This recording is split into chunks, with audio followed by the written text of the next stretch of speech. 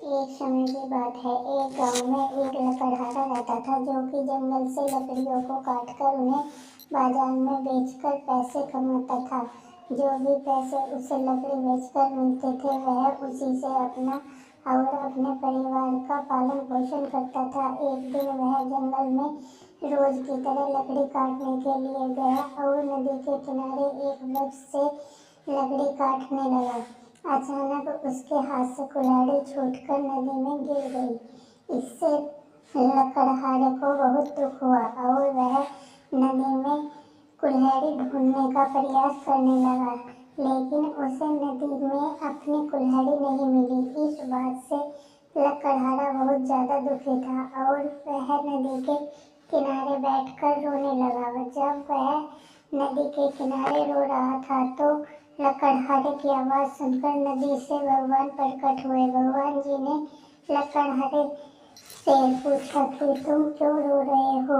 इस पर लकड़हारे ने शुरू से अंत तक की पूरी कहानी भगवान को सुनाई। लकड़हारे की कहानी सुनकर भगवान को उस पर दया आ गई और उन्होंने लकड़हारे की मेहनत को देखते हुए उसकी मदद करने की योजना बनाई। इससे के बाद भगवान जी ने नदी में गायब हो गए और एक सोने की कुल्हाड़ी लकड़हारे को देते हुए बोले, ये लो तुम्हारी कुल्हाड़ी।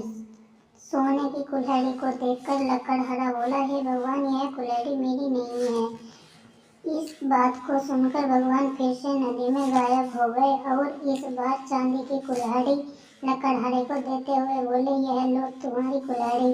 इस बार भी लकड़हारे ने यही कहा कि यह कुल्हाड़ी मेरी नहीं है और मुझे सिर्फ मेरी कुल्हाड़ी ही चाहिए। भगवान ने फिर से नदी में गायब होकर एक लोहे की कुल्हाड़ी निकाली और लकड़हारे को देते हुए कहा, ये लो तुम्हारी कुल्हाड़ी। इस बार लकड़हारे के चेहरे पर मुस्कान थी क्योंकि यह कुल्हाड़ी लकड़हारे की थी। उसने कहा, ये मेरी कुल्हाड़ी है। भगवान ने लकड़हारे की ईमानदारी से खुश होकर उसे सोने और चांदी दोनों कुल्हाड़ियां भी उसी लकड़हारे को दे दी। इसे लकड़हारा खुशी खुशी घर चला गया।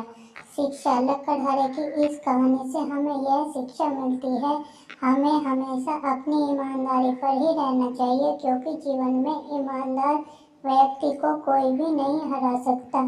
अगर आपको हमारी यह कहानी अच्छी लगी हो तो प्लीज़ हमारे चैनल को लाइक और सब्सक्राइब कीजिए और कमेंट करके बताइए कि आपको हमारी यह कहानी कैसी लगी।